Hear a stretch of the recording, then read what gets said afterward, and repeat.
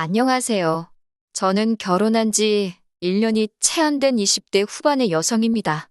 사귀는 동안 크게 다툰 일도 없었고 서로 성격도 비슷했기 때문에 결혼하면 잘 살 줄 알았습니다. 그런데 이렇게 허무하게 이혼을 하게 되었다는 사실이 지금도 믿기지가 않네요. 제가 이혼을 하게 된 이유는 바로 시어머니 때문입니다. 결혼식을 올리기 전까지 저희 시어머니가 이런 분일 거라곤 정말 상상도 못했네요. 남편과 저는 대학교에서 만나서 친구로 지내다 연인으로 발전한 사이입니다. 그래서 사실 연인으로 지낸 세월만 3년이지 그 이상의 시간을 알고 지냈고 종종 시부모님과 만나 식사도 같이 했었어요. 그러는 동안 단 한 번도 시부모님은 저에게 싫은 소리를 하시고 나 무리한 요구를 하신 적이 없으셨기 때문에 굉장히 상식적이고 좋으신 분들이라고 믿을 수밖에 없었어요. 하지만 결혼식을 올리고 얼마 지나지 않아 저를 대하는 시어머니의 태도가 예전과는 다르다는 느낌을 받기 시작했어요. 구구절절 다 적으면 밤을 새도 부족할 것 같아서 몇 가지만 말씀드릴게요. 저희는 신혼집을 시댁에서 멀지 않은 곳에다 구했습니다. 집 자체는 시댁이나 저희 집이나 반반씩 보태주신 돈으로 구했는데 시어머니께서 가까이 살고 싶다고 자꾸 어필을 하셔서 시댁에서 차로 5분 정도 되는 가까운 거리에 집을 구하게 되었습니다. 덕분에 일주일에 한 번 정도는 식사를 같이 합니다. 통화는 일주일에 두세 번쯤 하고요. 그런데 이렇게 한두 달쯤 지났을 무렵 시어머니께서 전화를 해오시더니 다짜고짜 막말을 쏟아내셨어요. 저더러 얼마나 대단한 일을 하길래 안부 전화도 안 하냐며 저에게 시부모가 죽어서 정말 썩어문드러져도 모를 거라 하셨습니다. 니네 부모님이 그렇게 가르쳤냐며 참 싸가지가 없다 하셨고요. 정확히 3일 전에 가족 다 같이 식사를 했고 그때 평소와 다름없이 분위기도 좋았어요. 당연히 시부모님 두 분 다 매우 건강하셨고요. 그런데 그 이후에 전화 안 했다고 이 정도로 욕을 먹을 일인가 싶었고 정말 어이가 없었습니다. 처음 겪는 상황에 너무 벙쪄서 일단은 죄송하다고 몇 번을 사과드렸어요. 이윽고 시어머니가 전화를 끊으시고서야 정말 내가 아는 그 시어머니한테 온 전화가 맞나 싶어서 몇 번이고 눈을 비비고 핸드폰을 들여다봤습니다. 퇴근한 남편에게 이야기하니 처음엔 믿지 않는 눈치였어요. 그래서 전화 걸려온 시간을 보여주면서 진짜로 그러셨다니까. 시어머니가 혼자 집에 계시다 보니 외롭고 적적해서 그러신가 보다며 앞으론 하루에 한 번 정도는 먼저 연락을 드리라고 하더군요. 제가 남편한테 당신도 시어머니께 매일매일 하루에 한 번씩 전화드리고 있었냐고 물으니 자기는 원래 안 한다는 했습니다. 그런데 저도 친정부모님한테 원래 그렇게 매일같이 연락해서 미주알고주알 말하는 스타일이 아니거든요. 남편한테 왜 당신한테는 시어머니가 전화해서 뭐라 안 하시고 나한테만 그러시냐고. 나도 당신이랑 비슷한 성격인데 그러자 남편은 시어머니가 아무래도 딸이 없다 보니까 며느리랑 딸처럼 지내고 싶으신데 제가 안 따라줘서 서운해서 그러시는 거라더군요. 자꾸 어떻게든 시어머니의 행동을 정당화하려는 남편에게 짜증이 났습니다. 결국 제가 어떤 부모가 딸이 전화 좀 안 했기로써니 저런 막말을 하냐고 따졌습니다. 그러자 남편은 꼭 잘잘못을 따져야겠냐며 시어머니한테 사과라도 받아야 직성이 풀리겠냐며 그냥 하루에 한 번 짧게라도 전화만 드리면 되는 걸 가지고 일을 크게 만들지 말자며 반강제로 저를 설득하려 들었습니다. 결국 그렇게 이 사건은 어영부영 지나가 버렸습니다. 하지만 이 일은 시어머니 횡포의 서막에 불과했습니다. 저는 어렸을 때 교통사고를 당한 후 후유증으로 만성요통에 시달리고 있어요. 그동안은 그래도 병원도 다니고 하면서 그럭저럭 관리를 하고 있었는데 결혼식을 올리고 얼마 지나지 않아 이직까지 하면서 스트레스를 많이 받았던 것 같아요. 그래서 남편과 상의 끝에 당분간 회사 일을 쉬면서 운동도 하고 재활에 힘쓰기로 했습니다. 저희는 너무 늦지 않게 아이를 가지고 싶었거든요.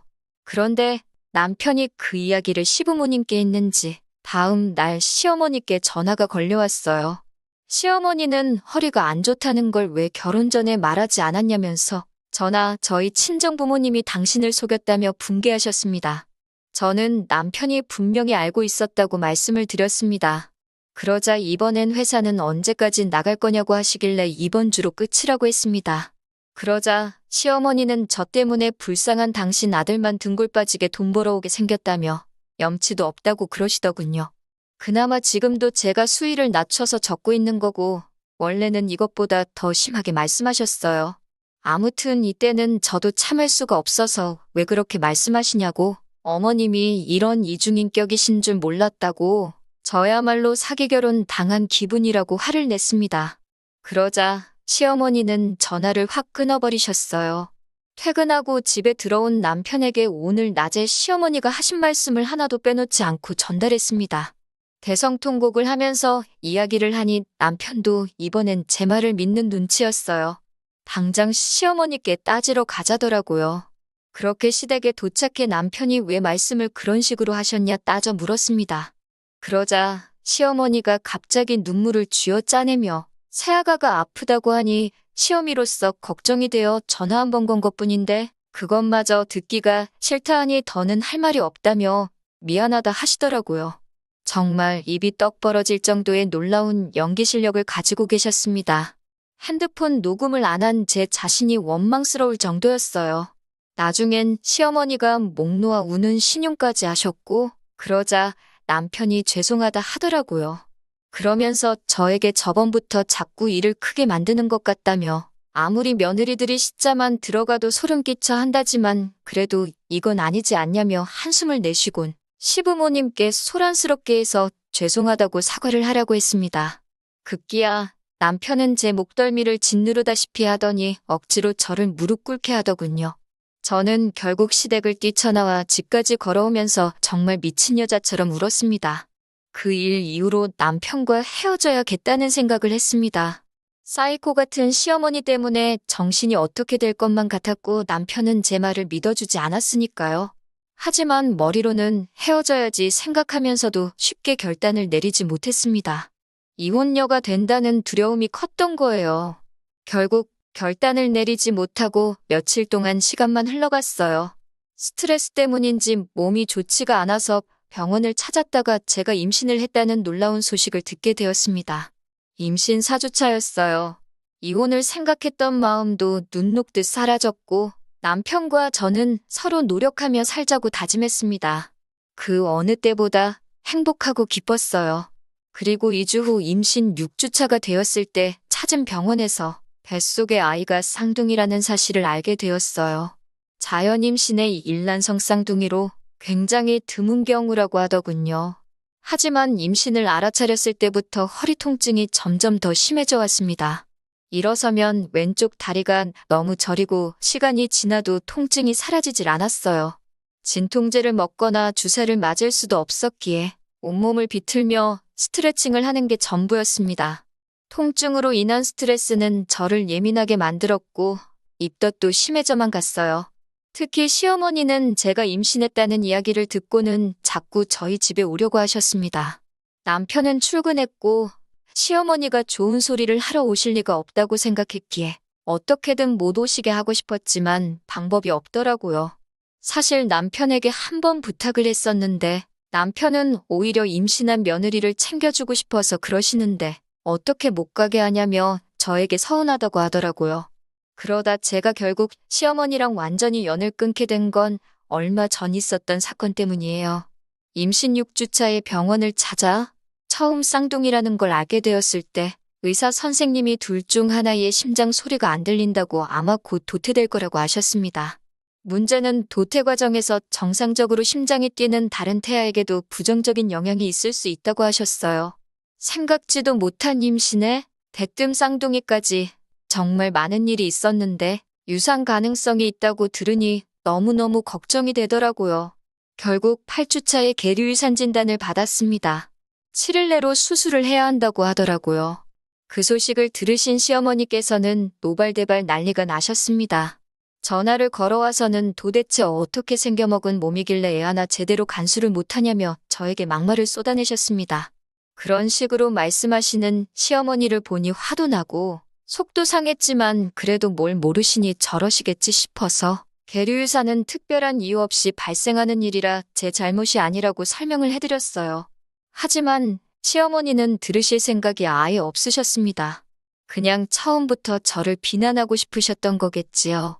저에게 애 낳기 싫어서 몰래 약이라도 먹은 거 아니냐고 그러시더군요. 제가 어떻게 그런 말씀을 하실 수 있냐고 하니까 맨날 허리 아프다고 징징거리지 않았냐면서 임신하니까 허리 더 아플까봐 그런 거 아니냐고 하셨습니다. 제가 진짜 어이가 없어서 제가 일부러 그랬다면 진작에 병원 가서 수술했지 뭐하러 죽은 애를 뱃속에 품고 다녔겠냐고 따졌습니다. 그러자 시어머니가 하시는 말씀이 당신도 그런 비슷한 일이 있었는데 배가 얼마나 아프고 피도 얼마나 많이 났는지 모른다면서 저는 당신이 보기에 너무 멀쩡하다고 의심스럽다고 하더군요. 더 이상 이런 대화를 하면서 이런 대접을 받을 필요가 없다 싶었습니다. 그나마 다행인 건 얼마 전 핸드폰을 바꿨는데 통화가 자동 녹음이 되게끔 설정이 되어 있었더라고요. 의도치 않게 시어머니의 폭언이 제 핸드폰에 고스란히 담기게 되었습니다. 저는 가타부타 설명 없이 남편에게 그 녹음 파일을 보냈습니다. 얼마 있다가 남편에게 전화가 걸려와서는 이게 다 무슨 소리냐고 묻더라고요. 당신 어머니가 나한테 이랬다고 하니 말도 안 된다면서 자기가 확인해 본다고 하더라고요. 저도 더는 신경 쓰고 싶지 않아 그냥 헤어지자고 했습니다. 시어머니랑 확인을 하든 말든 이제는 관심도 없고 이혼하고 싶다고요. 그리고 그 길로 단촐하게 짐만 챙겨서 친정으로 향했습니다. 연락도 없이 친정에 찾아갔으니 친정 부모님이 많이 놀라신 눈치였어요. 그동안 제가 시어머니랑 사이가 안 좋다는 건 어렴풋이 아셨을 테지만 그래도 한 번도 제가 미주알고주알 얘기한 적이 없었기에 막연히 둘이 알아서 잘 살겠지 생각하셨다고 했습니다. 저는 그동안 쌓여왔던 울분과 서름을 토해내듯 부모님 앞에서 울었습니다. 친정 부모님은 차라리 얘가 없으니 잘 됐다며 그냥 이대로 여기서 당신들과 살자고 하셨습니다. 이튿날 친정어머니와 함께 다시 원래 살던 동네로 돌아와 산부인과에 갔습니다. 가서 수술을 하고 3일간 입원도 해야만 했어요. 남편은 그 와중에 출장에 잡히는 바람에 제 옆에 있지 않았어요. 미안하다고 몇 번 사과는 하더라고요. 아무튼 퇴원 후 저는 남은 짐을 마저 챙기러 집으로 향했어요. 집에는 시어머니가 계셨습니다. 시어머니는 저와 저희 어머니를 번갈아 보더니 아무리 딸이 친정에 찾아왔어도 돌려보내는 게 부모의 도리 아니냐며 자식 교육을 더 엄하게 시키셔야겠다고 기어이 한마디 하시더라고요. 그리고 저는 처음으로 저희 친정어머니가 다른 사람 머리채 잡는 모습을 보게 되었습니다. 친정어머니는 제가 생전 듣도 보도 못한 쌍욕을 하시며 시어머니께 오늘 너 죽고 나 죽자며 달라드셨습니다. 시끄러운 싸움 소리에 옆집 부부가 쫓아나왔다가 두 분의 싸움을 말리셨는데 나중에 보니 저희 친정어머니 손에 머리카락이 한 움큼 잡혀 있었네요. 사돈끼리 이렇게까지 싸웠으니 더는 수습할 방법이 없었고 결국 남편과도 이혼하게 되었습니다. 남편에게 시어머니가 하신 폭언을 들려주며 합의 이혼을 할 건지 아니면 소송으로 가고 싶은지 물었습니다. 남편은 처음부터 자기가 방패막이가 돼줬어야 하는데 그러질 못했다며 미안하다고 하더군요. 그러면서 합의 이혼으로 하고 전세보증금은 저더러 다 가지라고 했습니다. 사실 남편이 모은 돈이었으면 그동안의 정을 봐서라도 돌려줬을 텐데 전부 시어머니가 대출받으신 돈인 걸 알았기에 그냥 위자료 명목으로 받았습니다. 그리고 지금 저는 학교 다닐 때부터 해보고 싶었던 미술 공부를 하며 지내고 있어요.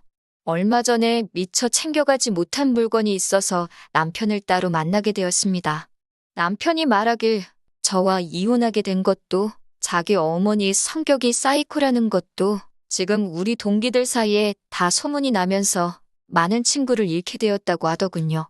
저더러 누가 혹시 자기에 대해서 물어보면 좋게 좀 이야기를 해줄 수 있겠냐고 부탁을 해왔고요. 제가 한 번은 도대체 당신 어머니는 왜 나한테 그러신 거냐고 물으니 하나뿐인 아들을 새로운 여자한테 뺏긴 기분이었다고 그러시더랍니다. 어떻게 며느리를 질투의 대상으로 삼을 수 있는지 제 상식으론 도저히 이해가 되지 않았습니다. 남편도 이번 일을 계기로 시어머니를 다시 보게 되었다며 저에게 몇 번이고 미안하다고 했습니다. 지금은 남편과 저는 서로 행복을 빌어주는 사이가 되었고 시어머니는 남편이 알아서 잘 모시겠지요. 사실 크게 관심이 없습니다. 이제는 돌아선 남남이니까요. 아마 시어머니 살아계신 동안에는 남편이 다시 결혼을 하지는 않을 거예요. 어렵게 되찾은 아들을 다시 빼앗기진 않을 거 아니에요? 다시 결혼하지 않는 게 남편과 만날 상대에게도 더 좋을 거 아니에요? 아무쪼록 소중한 아들 끼고 행복하게 사셨으면 좋겠네요. 긴 이야기 들어주셔서 감사합니다. 오늘의 사연은 여기까지입니다. 구독과 좋아요, 알람 설정해주시면 앞으로 더 좋은 사연으로 찾아오겠습니다. 감사합니다.